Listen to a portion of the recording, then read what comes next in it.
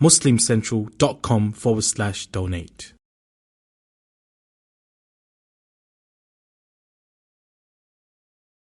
السلام عليكم.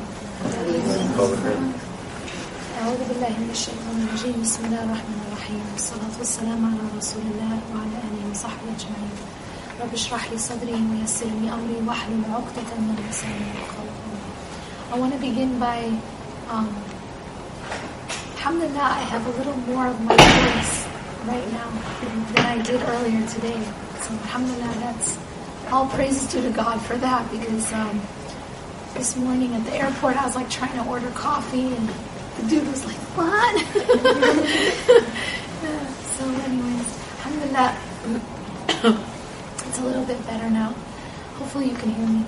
I begin my talks, the dua that I began with. First of all, we begin, and we should begin everything in the name of God. And so when I say Bismillah, I'm talking about, it's actually a whole way in which we live our lives, in fact. And that is in the name of God. Because we've all been put on this earth, right? We're all here together. But there is actually a purpose why we were put on this earth. And a lot of people go through their whole lives and they don't know what that purpose is. But God has told us in His final revelation, which is the Quran, and on the, through the teachings of the Prophet Muhammad, peace be upon him, what that purpose is. There's a very important ayah in the Quran in which Allah subhanahu wa ta'ala says, وَمَا خَلَقْتُ الْجِنَّ وَالْإِنسِ إِلَّا لِيَعْبُدُونَ. And what this verse means is that we have not created jinn and human beings except to fulfill ubudiyyah, except to worship us, to know us. So Allah, here God is talking about Himself. And so we learn from this verse the answer to a question that a lot of people have, which is like, what am I doing here, right? Kind of like, what am I doing here on a lesser scale? Like, what am I doing here in college, for example? What am I doing here? Some people aren't sure what they're majoring in. And then there's a bigger question of, what am I doing here on this earth, right? Why was I put here? And this is a very clear answer of what am I doing here? And the answer is that we were put into existence, in fact, in order to know and love and worship God. This creates a whole different way in which we live our lives. And so what it does is it gives meaning to everything that we do. And it's important too to understand what worship means. Because I think that for a lot of people, and maybe in a lot of different faiths, different religions, different ways of worshiping God, worship has been reduced to just prayer. Worship has been reduced to just going to a service once a week. And that's what is considered worship, right? Something that's ritualistic. But the concept of ubudiyyah in Islam, the concept of worship in Islam is very, very much more inclusive than just that. And it's deeper than just the external rituals. It is true that the external rituals are part of worship. Of course, the prayer is part of our worship. And the rituals are part of our worship. And going to these services, praying Jum'ah and listening to the khutbah, and this is part of our worship. However, worship is more encompassing than just that. And therefore, it is actually possible to turn your studies into an act of worship. It's actually possible to turn marriage into an act of worship. And to turn, being kind to one another, helping the environment, picking up something harmful from the road, smiling at someone, being kind, being giving, being generous, working to stop oppression. All of these are acts of worship if they're done in the right way and with the right intention. And this actually transforms our entire life, because then what happens is a person has meaning to what they're doing. And if it is done for the sake of God, then it can be considered part of your worship. And if it is, of course, done based on the example that we were given, which is the Prophet sallallahu alaihi wasallam. Because, sometimes people, they might say, well, I want to worship God in this new special way, right? But what we have to be very careful about is that we have an example in the Prophet Muhammad sallallahu alaihi wasallam, and in fact we're told that his example is the most beautiful example. That Allah tells us that He describes him as uswatun hasana, which means it's a beautiful example. And we cannot improve on his example. We can't say, well, I think that this thing would be better, this better way to do it, because he already has perfected the best way to do it, and that's why he is our example. So the more we stick to the sunnah, the closer we can get to having everything in our life be an act of worship in the proper way. The Prophet Muhammad, and this is also important to realize, that when God sent messengers, He did not send angels to us to teach us, but He sent human beings just like us. He always sent human beings. And even when the angels came, they came to the human being with the message. From the beginning of time, all of the prophets and messengers were humans. From Adam all the way to Muhammad sallallahu alaihi wasallam. We believe obviously in all of these messengers.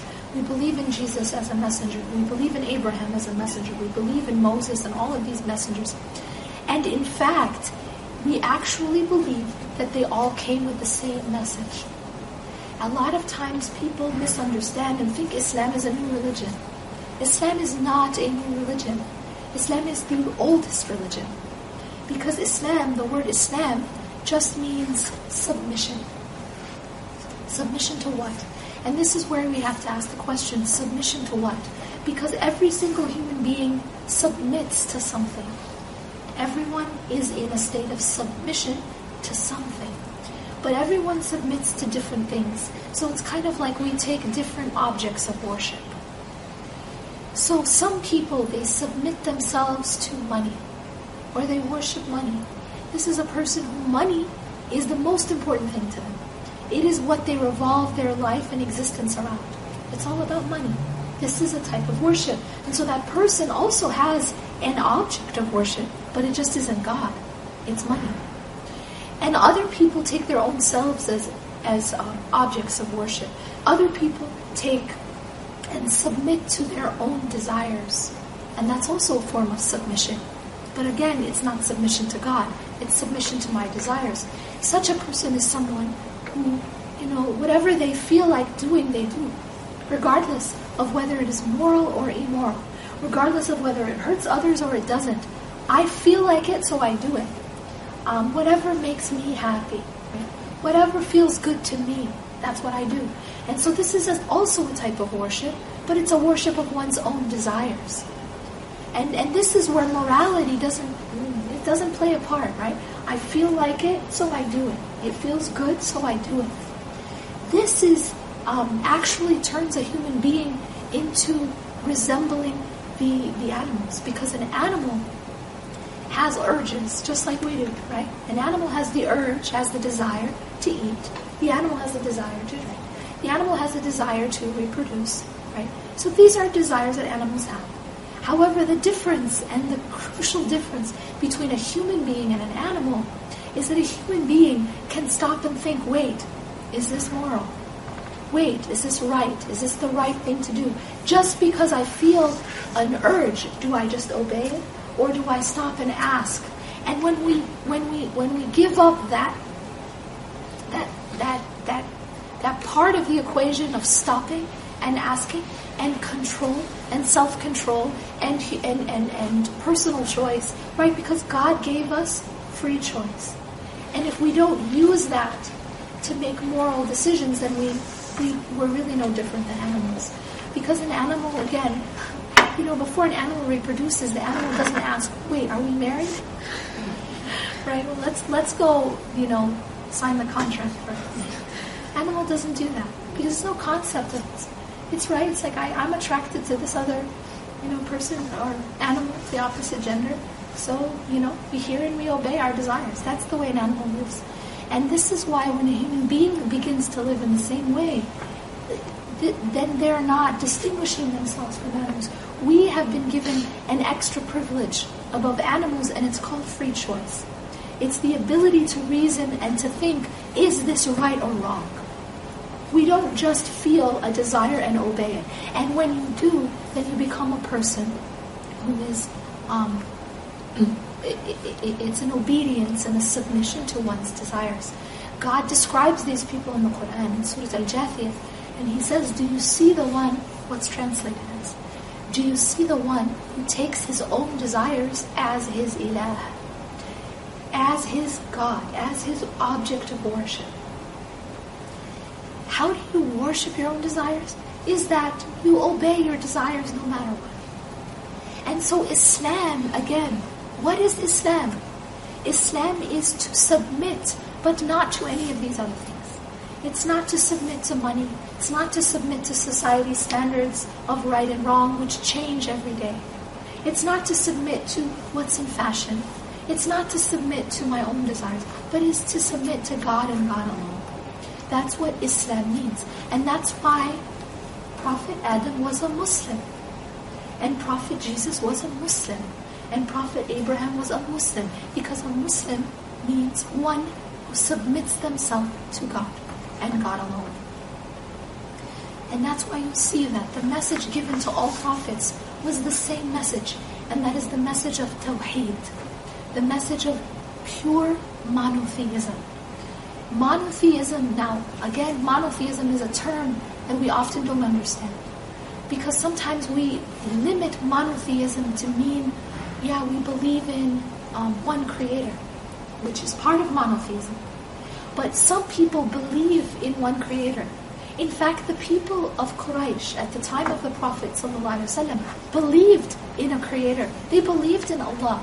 But they used to say that we are worshipping our idols, our stone idols, to bring us closer to Him.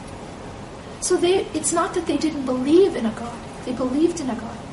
But the concept of Tawheed, the concept of monotheism, is not only about believing that there is a God who created the universe and then He has nothing to do with my life. Okay, that's not full and pure monotheism. Monotheism is, yes, to believe that there is one creator and that there is one sustainer of the universe, but it is also to believe and to practice that He is the only one who is deserving of my full obedience, my full worship, my ultimate love, my ultimate fear, and my ultimate hope, and my ultimate dependency. All of that is Tawheed. That's all part of Tawheed. And so every prophet came with this message, Ya qawmi abudullaha ma lakum min ilahin ghayr. O my people, worship God. You have no other ilah but Him. The question now is, what does ilah mean?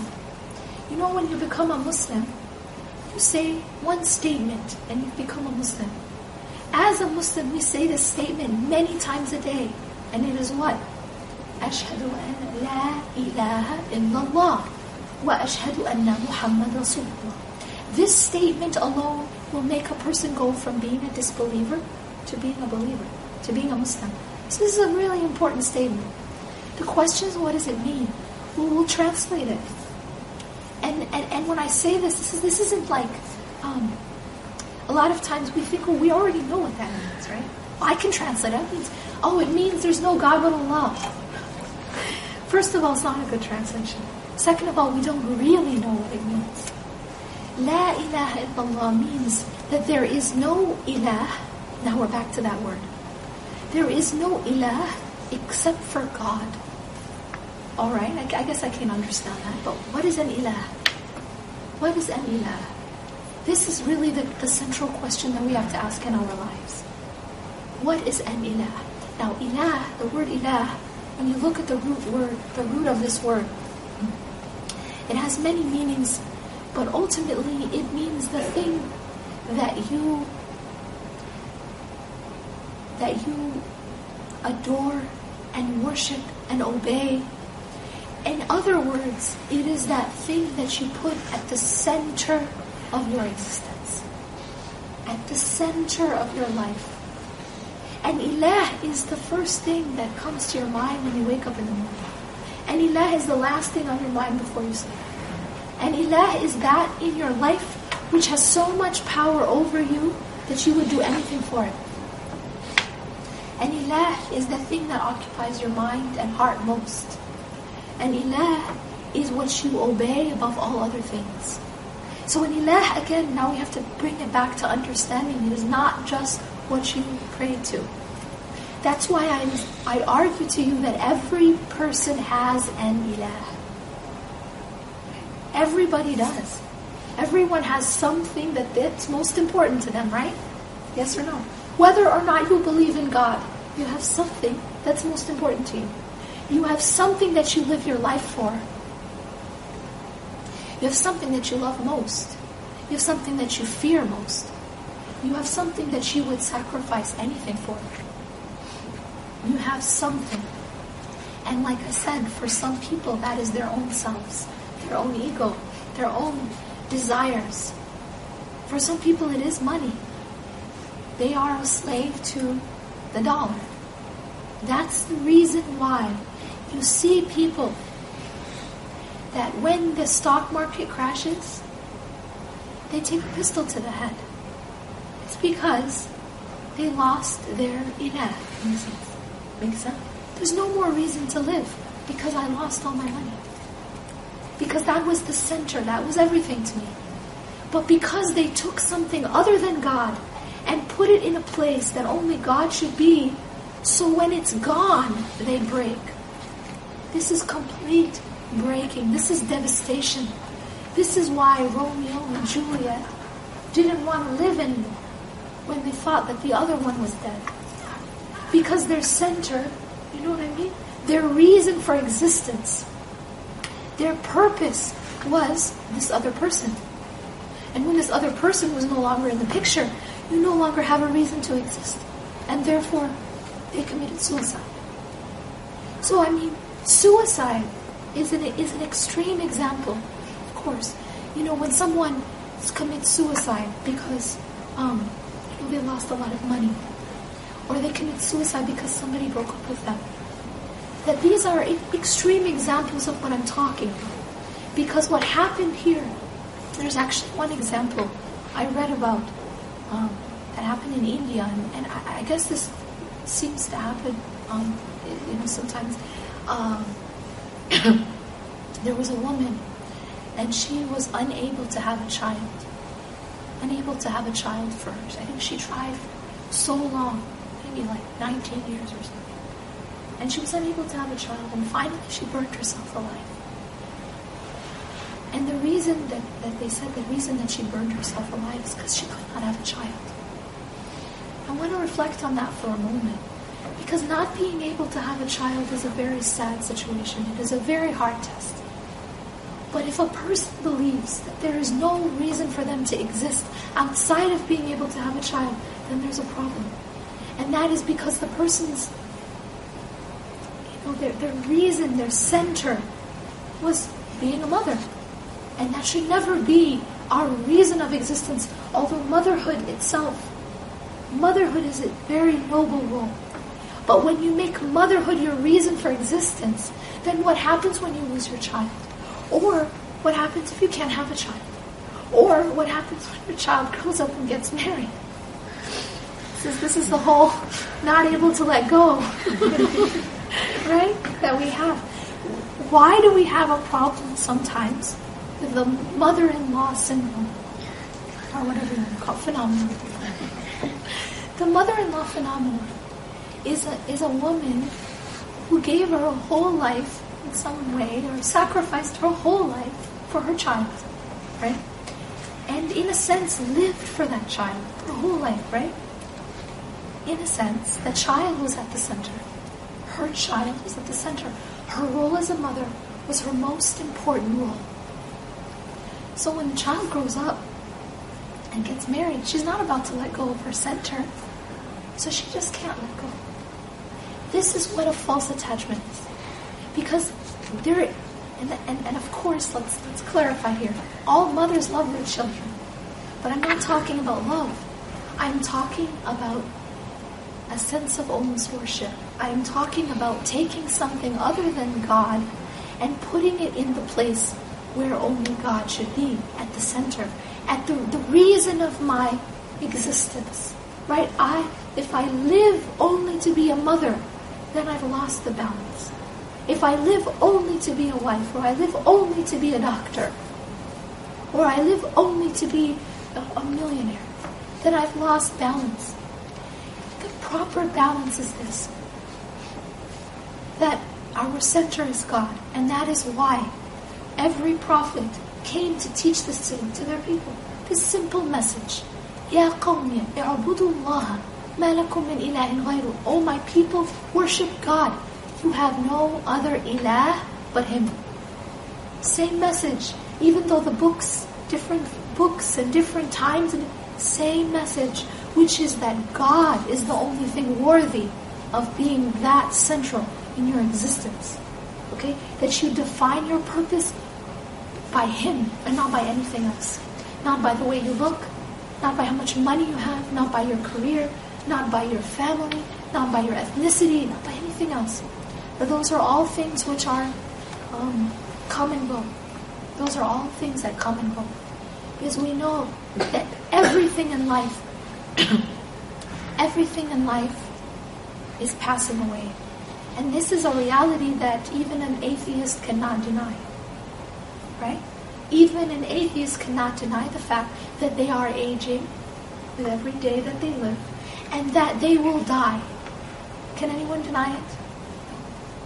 You don't have to believe in God, but you cannot deny it, even if you don't believe in God. So everything is passing away, and there's only one thing that remains, and that is God. Allah subhanahu wa ta'ala tells us in the Quran, and He says, كُلُّ مَنْ عَلَيْهَا فَانٍ. Surah Ar-Rahman. كُلُّ مَنْ عَلَيْهَا فَانٍ. Everything is passing away. وَيَبْقَى وَجْهُ رَبِّكَ ذُو الْجَلَالِ وَالْإِكْرَامِ. And what remains is the countenance of your Lord. So that's the only thing that remains. And when we step back and we look at our lives, and the things that we get so caught up in, sometimes it's school, sometimes it's making money, sometimes it's our friends, sometimes it's our relationships, sometimes it's motherhood, or whatever it is. The things that we get so caught up in, they're all passing away. They are all passing away. They don't last. A woman, we live in a society, unfortunately, that teaches women that their value is based on how they look. This is the simple message. Their value is based on how thin they are, how attractive they can be to men. And if you're beautiful outside, then you're considered successful. That's success. And no matter how successful you are in any other field, it will be your looks that are highlighted. And this is actually, you just study the media and you find this. When you look at, for example, I did a study, I was looking at the portrayal of women in sports, female athletes. And what I found was, when male athletes are depicted, it's all about how they achieved and how they play their sport, right? It's about their achievements. But when female athletes were depicted, it was all about how hot they were. It was all about how hot they were, and if you did a search, like just a simple Google search of female athletes, whole first page basically was rating the hottest female athlete. That's a woman's value. It's how hot she is. And men, if you look at male athletes, it's all about which one scores the most, right? Which one achieves the most. That's nothing to do with looks. I mean, when we talk about Kobe, you're not talking about the way he looks. Right? You're talking about how many points how many rebounds, right? But with women, that's not the way that women are judged in our society. Women are judged based on how they look. And that's why actually at the time when I was doing the research, Anna Kournikova, all of us have probably heard of her, tennis player, was the most highly endorsed female athlete. And yet she couldn't really play tennis. She wasn't very good at tennis, but she was still the most highly endorsed female athlete. And the question is why? And it was just because of the way she looks. So that's how women are judged. This is And unfortunately what happens is, we as women, we get caught up in it, right? We get caught up in it. But all of these things, so a woman, suppose she achieves, she's a model, she's a supermodel, okay, she got that achievement. What is she going to look like 20 years from now? What is she going to look like 30 years from now? Does it last? Is that going to last? All the plastic surgery in the world, can it make it last forever? No. So these things that we hold on to, we define ourselves by, they don't last.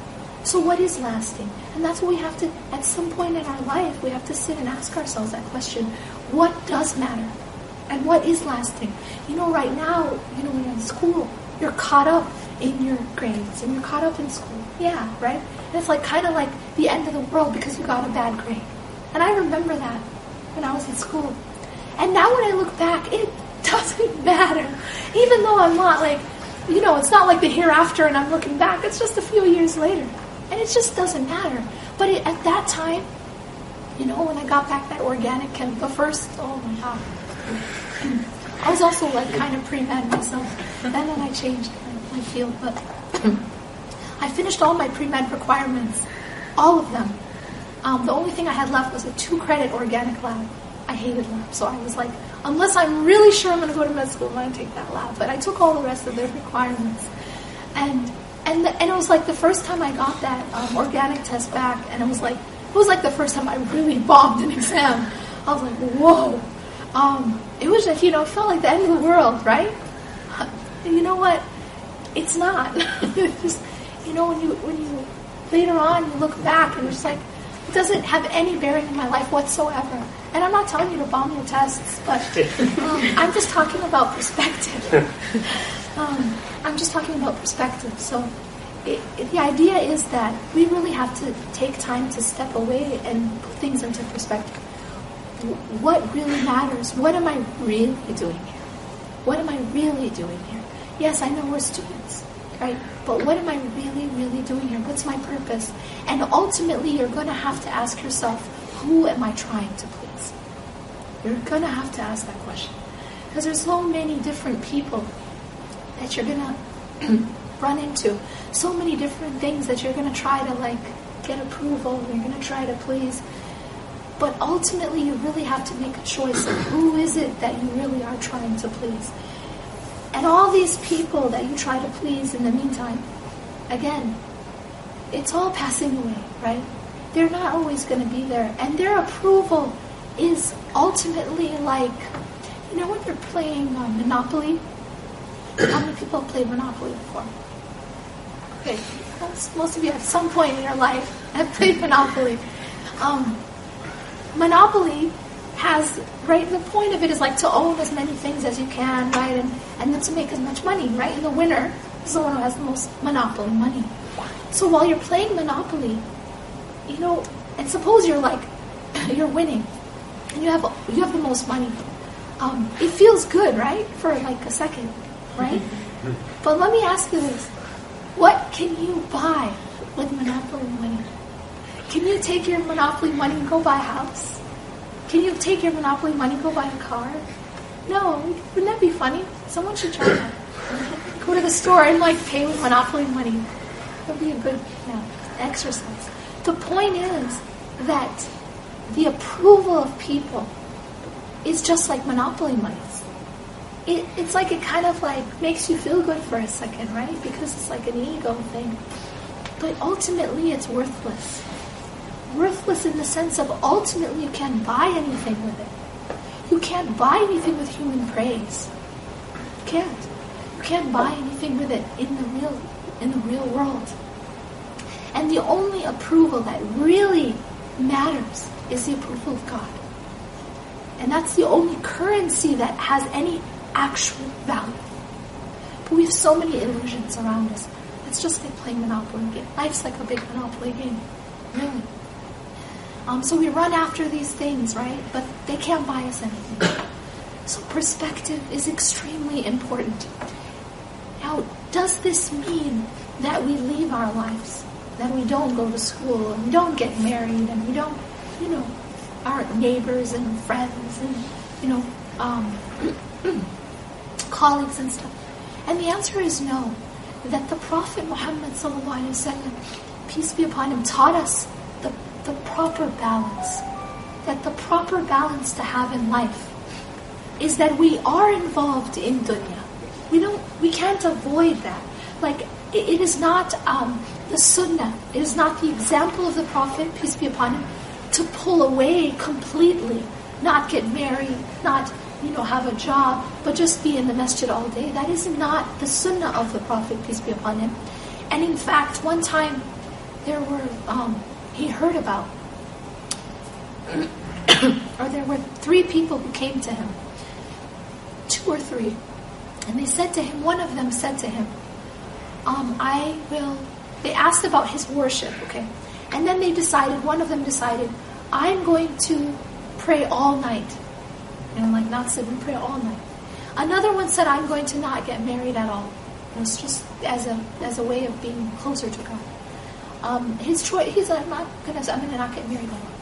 Another one said, I'll fast all the time and not break my fast. So what they're trying to do is, they're trying to get closer to God in this way. But the Prophet, peace be upon him, responded to them and said that I have the most God consciousness, the most fear of God. I'm the closest to God, and I get married to women, and I sleep some and I pray some, and I fast some and I break my fast. So what he's teaching them is that true nearness to God is not that you're not involved in dunya. But here's the key, and it's very, very difficult. But it's like there's a saying of Ali radiallahu anhu, in which he says that detachment from dunya or zuhud is not that you do not own anything, but that nothing owns you. So not that you do not own anything, but that nothing owns you. You might have money, but do you own the money or does the money own you? Makes sense? So again, it has to do with being involved in these things, but these things are not your center. That your center is always God. And so it's kind of like, while you're involved, while you're, you get married, and you go to school, and you get involved in, activities and here and there, you have friends, and you have a life in dunya. But the heart is with God. And that's the balance that we have to find. And is often very difficult. The reason it's difficult is because we get distracted. And what happens is, if you think about it in this way, if you kind of bring this visual to mind, that the heart ultimately should be focused on God. So even while, with my body and with my limbs, I'm doing other things, right? I might be studying, or I might be, getting married, or I'm cooking, or whatever it is I'm doing. But the heart is facing God. That's how the prophets, peace be upon them, lived. They lived in this life, but their heart was with God. Now the problem is, and the reason this is so difficult, is because what happens is, as soon as we get involved in another activity, our heart shifts and focuses on that. Do you guys understand what I mean? The heart shifts and now is facing whatever it is that they're doing in dunya, instead of still being with God. So what happens is we allow all these things to absorb into our hearts until we actually become heedless of God. We become our prayer just becomes actions, just movements. But our heart is with the exam I'm studying for, the person I want to marry, what this person did to me, what this person posted about me, right? All of these kinds of things occupy us because the heart begins to absorb these activities instead of letting it just stay outside the heart. The heart, see, one beautiful example, it's a metaphor that was used by one of the scholars. I think it's a really great example of what this concept is. That he explained that this whole life, dunya is this world, right, is like an ocean.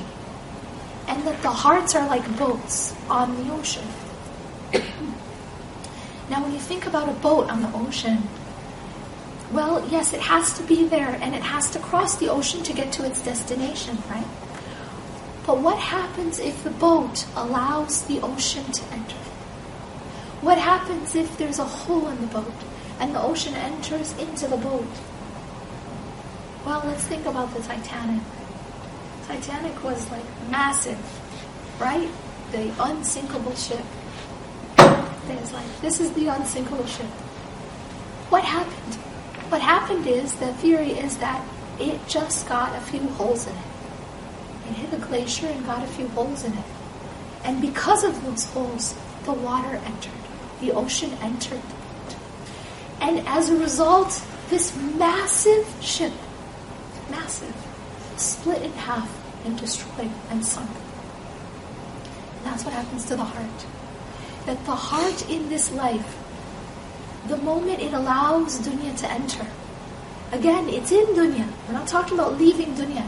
We're not talking about you're not allowed to have money, you're not allowed to, you get married. No, you have those things, but you don't let those things enter the ship, right? You don't let those things absorb into the heart where you love and are attached to those things. Because when you do that, it becomes like that boat that allowed water into it.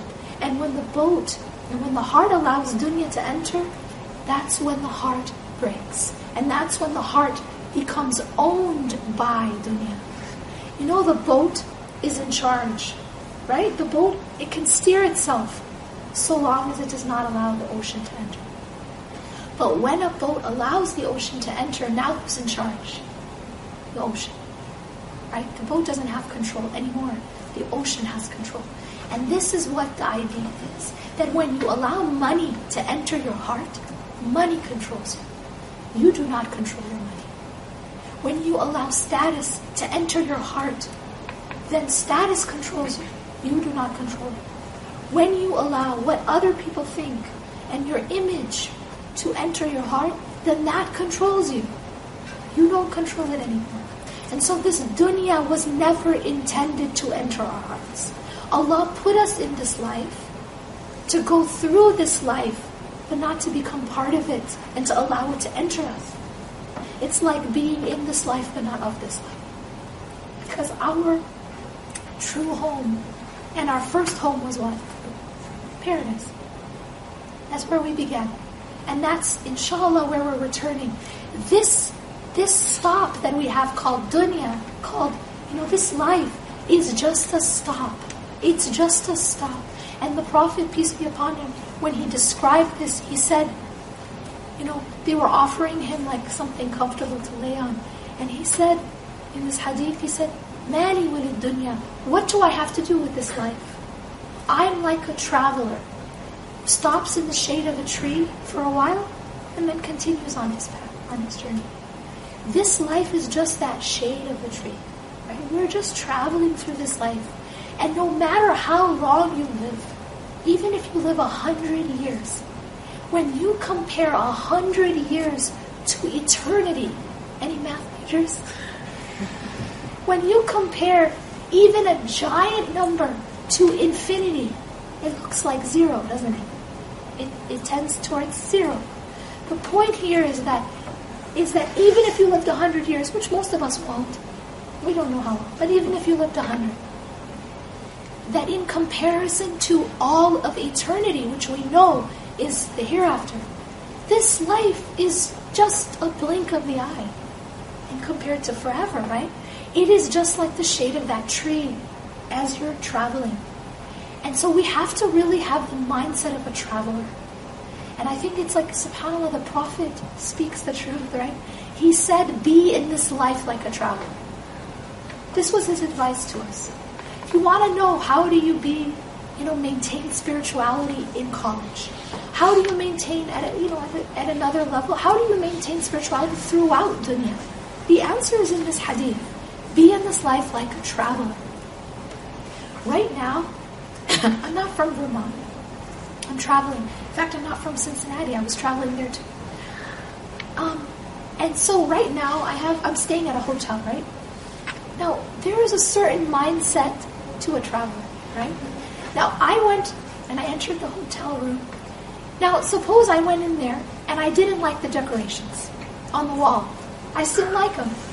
Or I didn't like the color of the bedspread. How much trouble is that going to cause me, right? When you are traveling, last time you were traveling, and you stayed at a hotel, did you start furnishing your hotel room? Did you start getting attached to your hotel bed? And you didn't want to leave? Right? How many people, when you were traveling and you're staying at the hotel, and you're staying at the Hilton or wherever you're staying, how many people started getting furnishing and started decorating their room and started complaining that, oh, I don't like the bedspread, I'm going to go buy a new one from, whatever home store you're going to go buy from. You don't do that. What's the reason? What is the reason? It's temporary. It's very simple. It's because you know that you're only there for a while and then you're leaving. And so you do not become attached. Nobody in the world becomes attached to a hotel room. Right? We become attached to our homes, our houses, right? Because it's as if we think we're going to live forever. We forget. You guys are students. You guys will understand this. Your dorm room. If you look at the difference between how someone decorates their dorm room and how someone decorates their house, you will understand my point. It is totally okay to have no furniture in a dorm room, isn't it? Or just something cheap used, right? Yeah. You're not going to go buy expensive furniture for your dorm room, right? Okay. Even if you got furniture, and maybe the guys will understand this more. Even if you got furniture, I'm pretty sure you didn't buy expensive furniture for your dorm room, right? Okay. But go and look at some of the houses. There's a difference, right? And the idea is, even though you're going to stay there, say you were going to stay in that same dorm for 4 years, but it's still temporary. And in your mind, you know, I'm just traveling. I'm just a traveler. I'm just staying in this dorm, and I'm leaving. And that's your mindset. No one gets attached to their dorm. Am I right? You don't get attached to it. You're not no, I don't want to leave. Please, don't. I don't want it to be over. You can't wait to leave. The point is that the mindset of a traveler, there is a natural detachment, right? Yes, you still interact with your dorm room. You still live there, and you still sleep there, and you still use it, right? But you don't fall in love with a dorm room. Yeah, and you don't become so attached to it. Neither do you with a hotel room.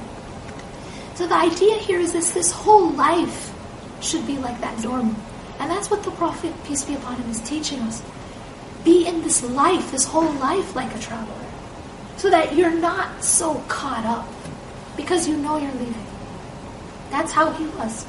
Even though he did get married, and he was a father, and he was a leader, and he was all of these things, and a friend, right, and a neighbor, and he played all these roles.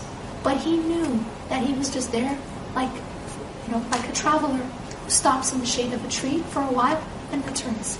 And that's called perspective. That's called perspective. And that's how you go through this ocean of dunya without drowning, without allowing the dunya to enter. That things come and go, but you don't allow them to take over your heart. That right there is the perspective and the theory. But here, practically, what does happen is that you might become sort of, maybe this type of reminder refocuses us. It refocuses our heart, gives us perspective. But here's the nature of this life, and the nature of the human being, is that we forget. And we are forgetful. And in fact, the word in Arabic for human is insan. And insan shares the root with from nisyan, which means to forget. So even the root word of mankind is forgetting. We are by nature forgetful. This is why we have something called dhikr.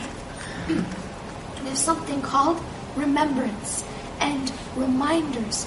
The Quran itself is called dhikr. It's referred to as dhikr because it reminds us. And if we don't remind ourselves of this reality and this truth regularly, then we will forget. And we will get caught up in school and in money and in status and in people. We will get caught up, and we will let the ocean enter, and we will get owned, and we will sink. So this is why God, for example, has told us to pray 5 times a day. He didn't tell us to pray once a day. He didn't tell us to pray twice a day. And not only did He tell us to pray 5 times a day, but all these prayers are not all at once. They're not all before you sleep. Not just bring them all together, say a couple prayers before you sleep. No, they are spread out throughout the day. Throughout the day. And there's a reason for that. Because God knows our nature. That we do forget. And we do get distracted by what we're doing in the day. This is why He gave us the prayer to refocus us. 5 times a day. And in fact, when it was first commanded, it was 50 times. When the story is that the commandment for prayer came to the Prophet, peace be upon him, in the magnificent journey, right? And Isra wal Mi'raj, when he was taken up to the heavens. And it was at that time that God commanded the prayer. And at first, and of course it was it was intended this way to be 5. But at first, and this is to teach us something, by the way, there's a lesson in this. At first it was 50. And we are told that he had a conversation with Musa alayhi salam. Musa dealt with Bani Israel, the children of Israel. It's like they're never going to pray 50 times. Ask God to reduce it.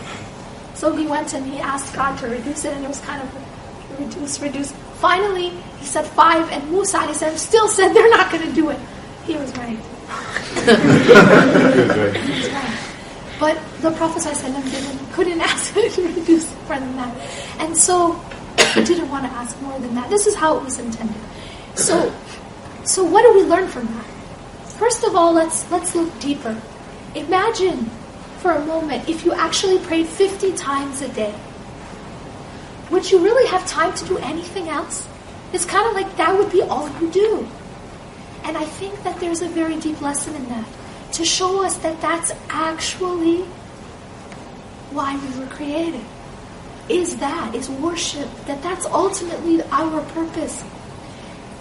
And that the rest of the things we do in life are kind of just, that's the motions. But that our actual life is prayer. Prayer in the sense of worship in every sense. But what God has done is He's given us the 5, equivalent to the 50. But this is to show us first the importance of prayer, but at a deeper level the importance of worship. That actually our life is about worship, and all the rest of the stuff we do in our life, that's kind of the fillers. Okay, but we live our life the other way around. What we do is this. We take our activities throughout the day. I have a class, I have a meeting, I have a game to watch, I have a party to go to, whatever it is. I want to go to the mall, whatever it is that we do. And then we say, okay, when I have time, I'll pray. Right? If we pray at all. It's kind of like, I'll fit it in wherever I have time. As if we were put on this earth to go to class, or to the meeting, or to go shopping, or to watch the ball game.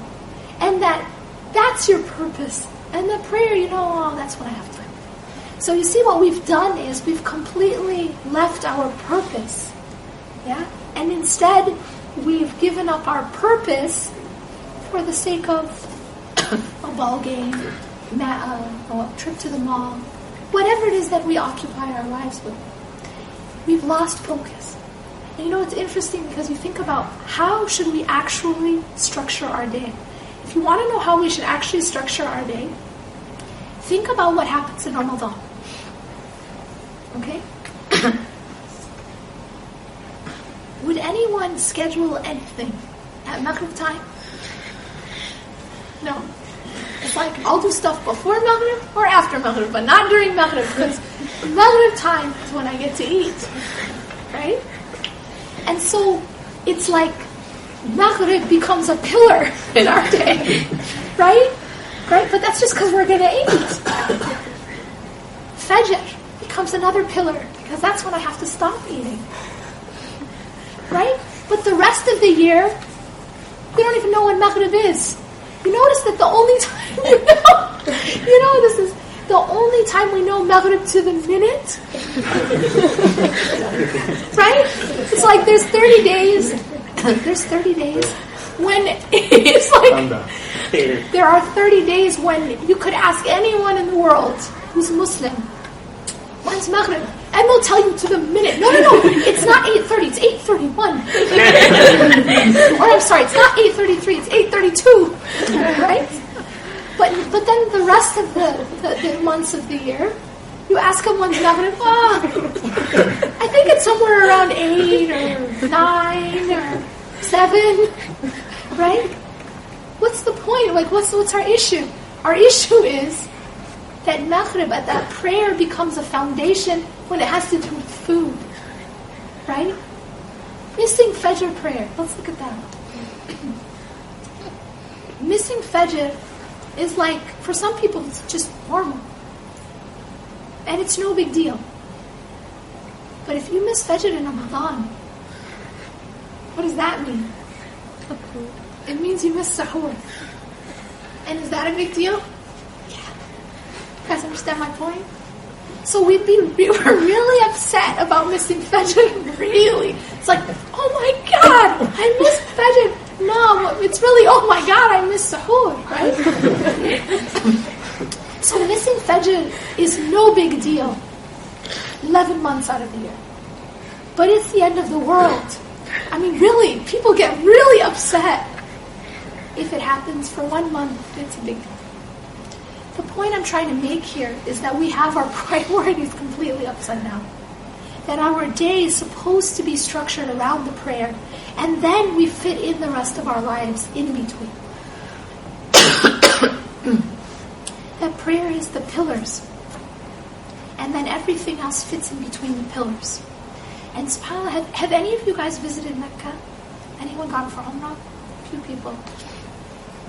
You know how when you're there, and you're discussing, say you're going to meet up with your group, or with your family, you're going to eat, or you're going to meet.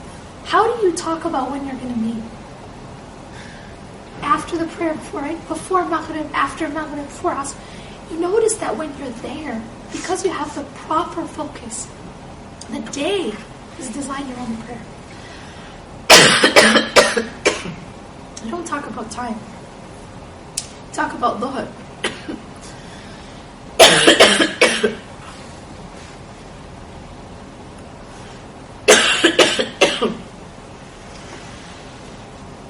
I need a moment to breathe.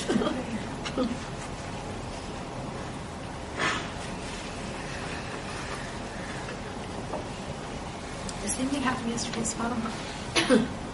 But yeah. So your day is scheduled that way. But that's the proper way to schedule our day. So we have to really come back to the prescription that was given to us by God.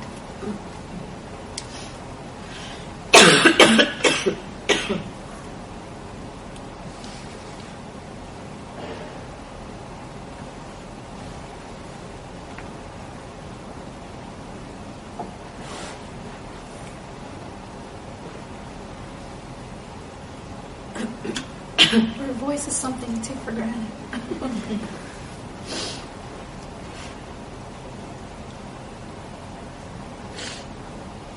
You know when you go to the doctor, and the doctor gives you a prescription, and the prescription says that you're supposed to take the medicine 3 times a day, at specific times. And you go home, and you take that medicine. Do you say, well, you know what, I'm going to take it whenever I feel like it? Or I'm just going to take all 3 doses right before I sleep because, you know what, I don't have time. I got class, right? Or I got to sleep. True. The answer is no. You don't do that. Because you know that you need to follow the doctor's orders in order to take care of your body, in order to cure yourself. See, God has also given us a prescription. First and foremost is the prayer. God has given us a prescription that 5 times a day you're supposed to take that medicine.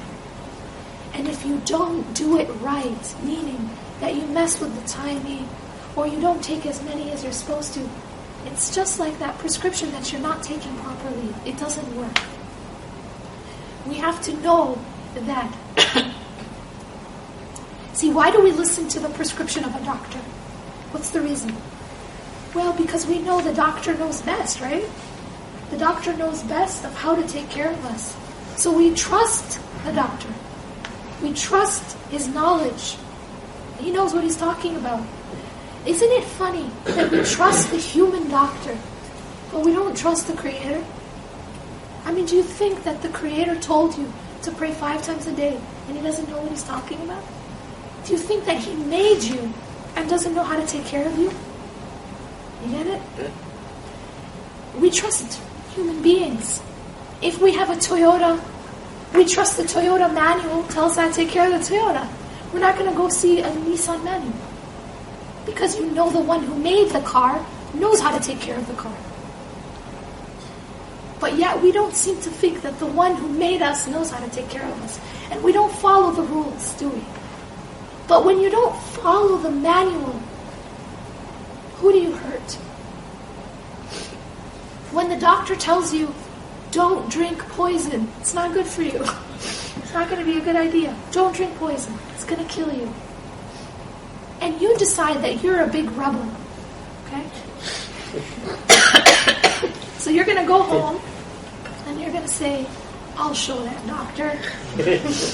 I'm going to show him. And I'm going to drink this whole bottle of poison. In fact, I'm going to drink 2 bottles of poison just to show the doctor what a rebel I am. Because I'm hard, right? Who are you hurting? Who are you hurting? Hurting yourself. You're only hurting yourself. And when God tells us that there are certain things we're supposed to do and certain things we are not supposed to do, and we decide to go against those prescriptions, we are the ones drinking poison. We don't hurt God. We don't hurt the doctor. We are hurting only ourselves. So we have to break out of this idea that Islam, that our religion is just, a bunch of rules, right? And that I just want to rebel. Because it's not a bunch of rules for the sake of rules. It is for our own good. It's a manual of how to take care of ourselves, how to take care of our hearts, how to take care of our souls, and how to take care of our bodies. And it's just it's just ironic because we will listen to a doctor, everything he tells us, to the letter. We will take the medicine on time. We won't skip a dose. We won't take all the doses all at once. Because we want to take care of ourselves and we know He knows. We have a blender, for God's sakes. We read the manual of how to take care of the blender. We don't just make it up ourselves. We ask the manufacturer how to take care of a blender. But we don't ask the manufacturer how to take care of this. Something so much more valuable than a Toyota or a blender or a Mercedes. Okay? Even more valuable than the body that we have right here is the heart and the soul inside. We take care of our bodies. Some of us take care of our bodies really well. We feed our bodies. We're careful to breathe, right? We exercise. We do all these things, right? We take care of our bodies. We work out. We want to, be, in shape and everything, which is great, right? This is part of our amana. But it's interesting that we take care of our bodies, but we neglect our hearts. We neglect our souls. And it is the soul inside of the body that actually remains. Because what happens to the body? What happens to the body 100 years from now? Everyone knows the answer. It becomes dirt. It becomes dirt. This body that we're so worried about, right? We're worried about how many times we feed it, how many times we work out, we take care of it, we keep it warm. We're so careful about our body, aren't we? That body is going to become dirt. But you're so careful to take care of it. The soul underneath it, the heart underneath it, doesn't become dirt. The soul underneath it continues. You know that? And so, what we have done is actually extremely tragic. Because we take care of our body, which is becoming dirt, but we neglect our soul, which lives forever. Right? Our soul, lives forever in the hereafter. It lives forever. That's the one we're neglecting. But we're very careful about our temporary body, which is becoming dirt. We will eat every day, won't we? We will feed our body. Nobody says, I don't need to eat today because I ate last week. I'm good. Right? But we don't feed our hearts. We don't feed our souls. You know what the food of the heart is? The food of the soul? It's the remembrance of God. It is the prayer. But we don't care about that. We can starve the heart, that's okay. We can starve the soul, that's okay. But just don't starve my body. We can miss Fajr, but just don't make me miss Suhoor. Right? We're worried about the food of the body, but we are not worried about the food of the soul. This is the reality, isn't it? Another thing we do is we clean the body. Right? No one says, I don't need to take a shower, because I took a shower, back in September. Right? That would be, you wouldn't want to be in the same room with that person, right? How come? What's the reason? It's not really good. Because yeah, exactly. That person will be covered in dirt, in sweat, right? And will smell bad. That's a physical smell, physical dirt. But you know that the heart also gets dirt on it. The heart also smells bad, but we don't smell it in the physical world. And the thing that makes the heart dirty is our sins. How do you clean the heart? Clean the heart through repentance, through tawbah, istighfar, and turning back to God and seeking forgiveness. That's kind of like the shower. Okay, that's the bath. But the problem is, we are like those people who say, I don't need to take a bath today because I took one last year. I repented, like when I was 14 or something. I don't know when we last repented. But think if that was the last time you took a shower. Can you think about that right now? Maybe it was Ramadan. What if the last time you took a shower was in Ramadan? Right? That would be really problematic, right?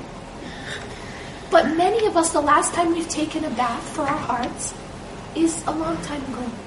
It needs to be consistent. Because just like you keep your body clean, you need to keep your heart clean.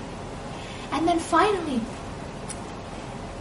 is there anyone who says, I don't need to breathe today because I breathed? I took a couple breaths yesterday. I'm good. Or, I'm going to miss a few breaths today, I'll catch up tomorrow. We don't do that because we know that the body needs air, needs oxygen to stay alive. When a person is not praying, it's just like the one who's not breathing. But it's the heart that ends up suffocating. Make sense? Our prayers are like oxygen for the heart, oxygen for the soul. And when you're not praying, it's like the one who's saying, I'll miss a few breaths. Maybe miss like 3 hours of breaths. I'll catch up tomorrow. But we don't see this, and so we don't understand that it exists. Because everything we believe in has to be something I feel and I touch and I see. But that's very, very deceptive. Because the most real things in life are those things you cannot see. Can any of us see God? No. But He's real. We can't see the angels, can we? But they're real. We can't see Jannah, we can't see paradise, we never did. We can't see hellfire, never did. But those are real. We have not seen our grave, but it is real. We haven't seen death. Anyone seen death? Their own death? No. But it is real. So the reality is that the things that we cannot see are real. And just because we don't see them, and just because we choose to deny them, doesn't mean they're not real. It doesn't mean that they're not going to happen. If you have an exam, coming up, and you choose not to study, you choose just to party, and to just pretend that there's no exam, it doesn't mean it doesn't happen. It will happen. You still have to take it, and you just end up failing. We are all going to die. And if you live your life partying, just pretending that that exam is never going to happen, that we are going to meet God. And the fact that I deny that, or that I live my life as if it's not going to happen, doesn't mean it's not going to happen. It does happen, but I just end up failing. Just like that exam that I didn't study for. We have to make these decisions. We have to be conscious of what's real and take care of those things that are lasting. Take care of those things that are lasting. We have to establish the air of the heart, which is in the remembrance of God. It has to be established wherever you are.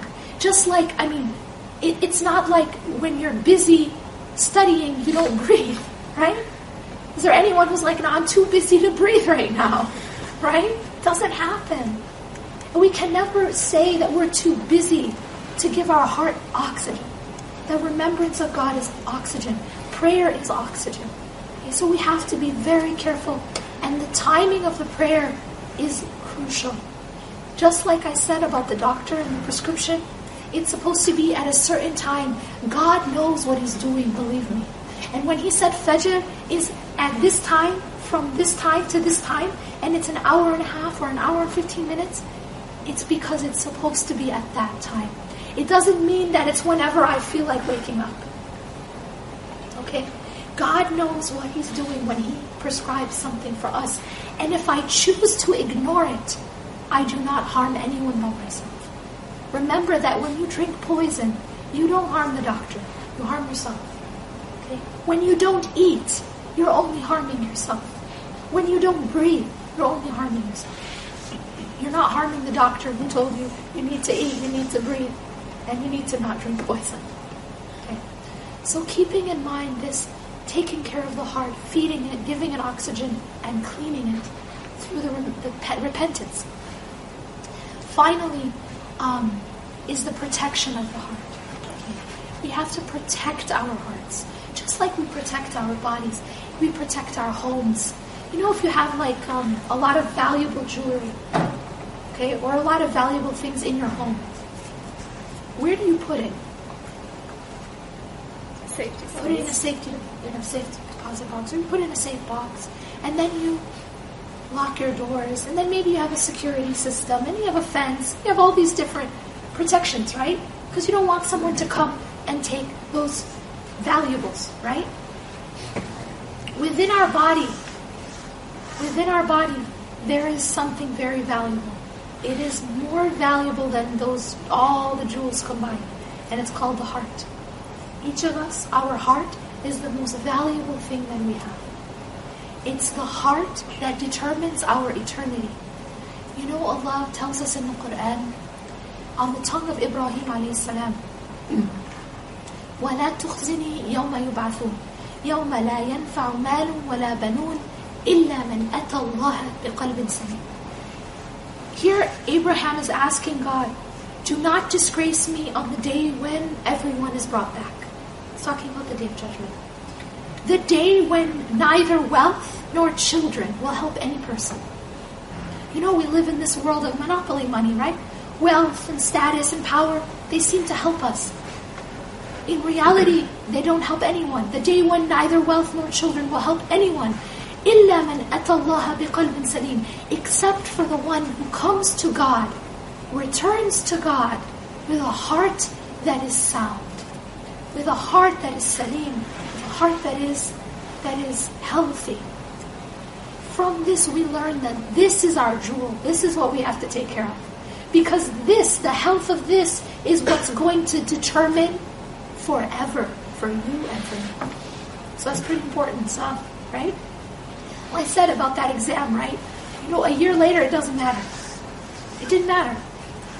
I'll tell you what does matter. This matters. The heart matters. Because now we're not talking about a year or a day, but we're talking about forever. Forever is determined by the state of your heart, by the health of your heart when you leave this life. In what state was your heart? How was your heart when you returned back to God? Is it a healthy heart? Or is it a sick heart? Or is it a dead heart? There are a lot of people walking around. Their bodies are alive, but the heart is dead. Because they don't feed the heart. They don't give oxygen to the heart. And they don't clean the heart. And they don't protect the heart. So of course it's dead. And they look like they're alive. But it's only the body. Makes sense? It's just an illusion of life. But it's actual death. The Prophet ﷺ said, the difference between the one who remembers God and the one who does not is like the difference between the living and the dead. That's true death. It isn't the death of the body. Because the body is not, that's not the death. The true death is the death of the heart, the death of the soul. By not remembering God, by not knowing God, by not being close and worshiping and remembering Him. So what I wanted to remind you and myself is that while we go through our life, just like you continue to breathe while you're a student and while you're getting married and while you're doing all these things in life and getting a job, building a career, going to med school, whatever, you're still continuing to breathe because you have to stay alive. And in the same way you continue to eat, and the same way you continue to bathe your body, that you have to do the same for the heart. You have to continue to give the heart air through the remembrance of God and the 5 prayers. And remember that they were commanded at a certain time for a reason. Don't break the prescription and think it's going to work. You have to follow the prescription. And have your priorities straight. You know, sometimes we miss prayer for the most ridiculous reasons. You know, this is kind of a funny example, but think about it for a moment. Sometimes people miss prayer because they say, okay, I'm in class. Or maybe I'm at my job. Or maybe I'm at a meeting. Or I'm at the mall. Or I'm watching the game or something. Okay. But now think for a moment, if you are in class, or you are in a meeting, and you need to use the bathroom. Okay? And it's like, seriously, an emergency. You have got to use the bathroom. My question is, what do you do? Is there anyone in the world, an adult, who would say, anyone in the world who's an adult who would say, actually, this meeting is too important. I think I'm just going to take care of my business right here. I'm not going to use the bathroom. I'm not going to go to the bathroom to use the bathroom. No one does that, right? No one says, I'm in this exam or I'm in this class. I'm not going to get up and use the bathroom. And the reason why we do that is because it would be too humiliating, wouldn't it? And yet we have no problem being humiliated in front of God by missing the prayer. So we don't want to miss the bathroom. We'll make time to go to the restroom, but we will not make time to go pray. So isn't there a problem? If you're asleep in your bed, and no matter how comfortable you are, and no matter how tired you are, you need to go to the bathroom, what do? Tell me what you do. Everyone has the same answer. I pull myself out of bed, even if I have to rip myself out of bed, and I go to the bathroom. Don't we? So why is it that we will get up out of bed just to use the bathroom, but we will not get out of bed to pray? In fact, we might even get up to use the bathroom and go back to sleep and not pray. Right? It's just because I don't want to wet my bed. It's right? I mean, really think about it. What's the reason? It's because we have been, what's the word?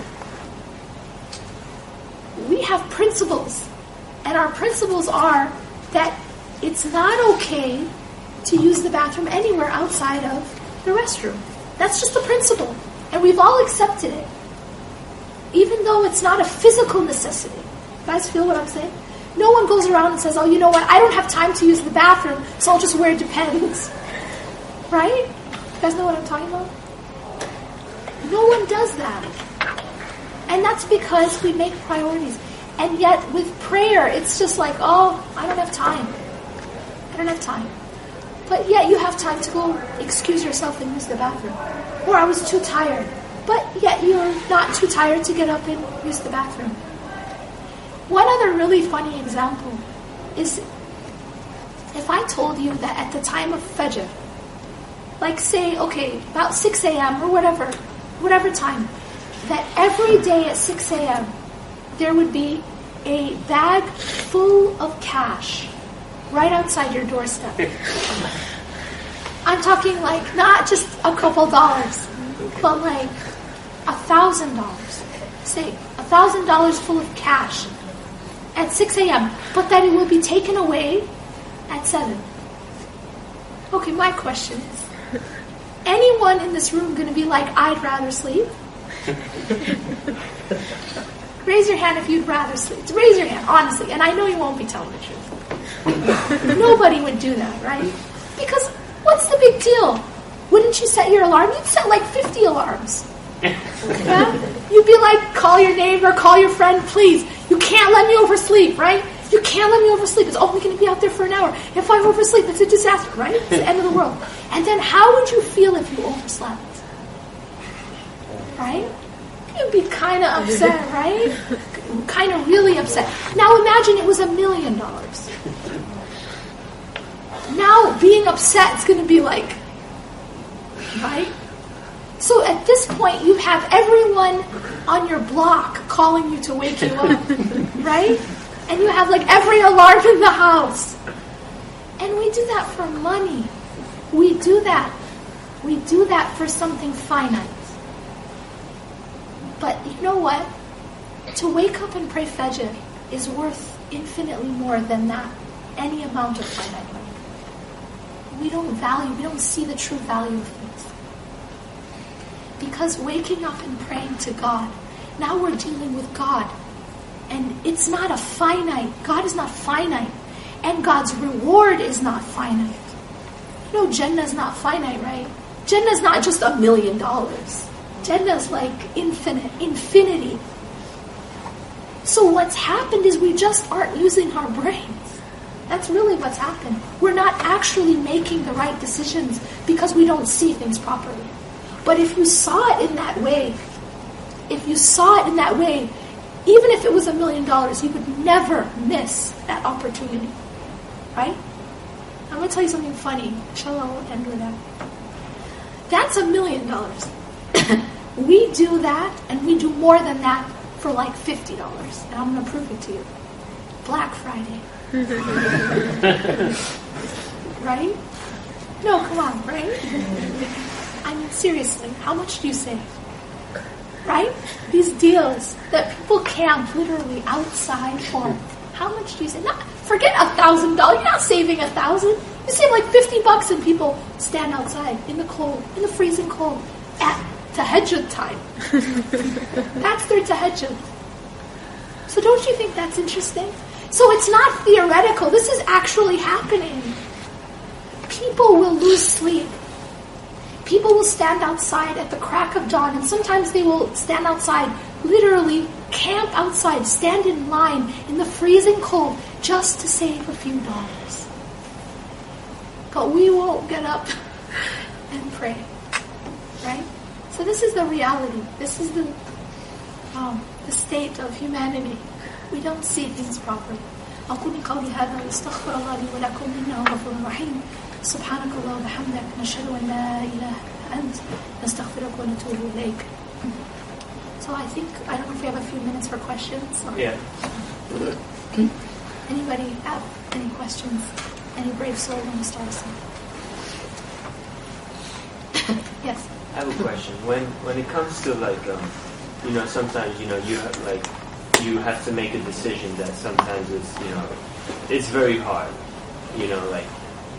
How what would you suggest to think about? What would you suggest to focus in when you do make a decision that's it's just a lot of butterflies in there, Mm-hmm. So what would you suggest to? So, do you is the decision something where you don't know which way to go, or is it a decision where you want something but you have to sacrifice it, something you want? I guess it would go in people's perception, kind of, because there's I feel like that you should when doing something, you would go like step by step. But there's some times where it's like that critical step. You know, you can do like in the intermediary steps, but there's always that critical step that like that you really need that that just that gut to just do it. Like, because how would you like?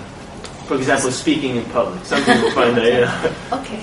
So I guess there's different ways to look at the question. The question is about making decisions, and when you have to make difficult decisions, and it sounds like when you have to make very important decisions. Okay, right? So I think those are two different issues. One is when you have to make a decision and you don't know which way to go. Okay, that's one aspect. Another aspect is when you have to make a decision and you know what you need to do, but it's difficult to do it. Okay, so I think that there's both of those options. And to the answer to both, for when you're making a decision and you don't know which way to go, Allah has given us this amazing tool called istikhara. Istikhara is a prayer that we're taught by the Prophet, peace be upon him. And the prayer itself is, it's simple. You pray 2 rak'ats with the intention of istikhara, so 2 units of prayer. And then you read this dua, this supplication. Now the supplication itself, it's not too long. You read it in Arabic and read the translation if you want. But basically the meaning of the dua of istikhara is that you begin by acknowledging that God knows and we don't know. That God is able and we're not able. And then we are asking God to do what is best. So we begin by saying, if this thing is good for me, then make it happen, put blessing in it, make it easy. And if this thing is not good for me, then take it away from me and take me away from it, and then bring me what is good for me and make me pleased with it. This is very all-encompassing dua. Now, people can make istikhara about anything. It's something that people do, with marriage, with job, with, making a decision about a school to go to. But istikhara is really the attitude that we should have about everything in life, which is always asking God to do what is best. And being willing to accept that sometimes we want things which are not best for us. And we ask God to take those things away from us, but to replace them with things that are good for us and to make us pleased. So it's very perfect, Also, in terms of decisions that you're not sure. Decisions where kind of steps you have to take, where it's something you have to do, you know you have to do it, but it's difficult to do. In that case, again, you seek the help of God. One thing that we have to keep in mind is that we can't do anything on our own. And that's one of the problems, I think one of the big deceptions of the world that we live in, is this illusion of self-reliance. Illusion of self-reliance. Thinking that humans are self-reliant, that we got this, we're in control. And that's a complete illusion, and it's a complete lie. We are not in control of anything. We are not able, in and of ourselves, without the help of God, to do anything. So always asking God for help is crucial. If you try to rely on yourself, you won't be able to do it. If you try to just do it on your own, you won't be able to do it. When we pray, and we say at least 17 times a day, إِيَّاكَ نَعْبُدُ وَإِيَّاكَ نَسْتَعِينُ. And the meaning of this is, you alone do we worship, and you alone do we seek help. So we need the help of God in everything that we do, even in our worship. So in our worship, we need the help of God. We cannot be good Muslims unless Allah helps us to be good Muslims. We can't be successful in anything unless God helps us. So what I would say is seeking the help of God and not trying to rely on yourself. Thank you. Actually, in the question you said about public speaking, it reminds me of the example of Moses, actually, Musa alayhi salam. Because Musa alayhi salam, Moses had to do the scariest public speaking ever, which is to face Pharaoh. And that was his mission. So we just talk to regular people, nice people, people who actually are friendly and want to listen to you. That's our public speaking. But his public speaking was to talk to the greatest tyrant to walk the earth. You know, the man who was killing babies as a policy. That was what he was. And that's who he had to approach. But we have a lot to learn from his supplication, his dua. He asked God's help. Rabbi shrah li sadri. Oh Allah, expand my chest for me. Rabbi shrah li sadri wa yassir li amri, and make my matters easy for me. He was a prophet, but he's asking God for help. Rabbi shrah li sadri wa yassir li amri, make my matters easy for me. Wahlul 'uqdatan min lisani yafqahu qawli, take the knot out of my tongue so that they will understand my words. So this is the spirit we should have, is asking God to help us. And this is actually the dua that I make always before I give a lecture. Anytime we're going to speak, you know, we have to give a talk, or even just, you know, you need to talk to a friend about something really important, make this dua, you know, the dua that Musa made.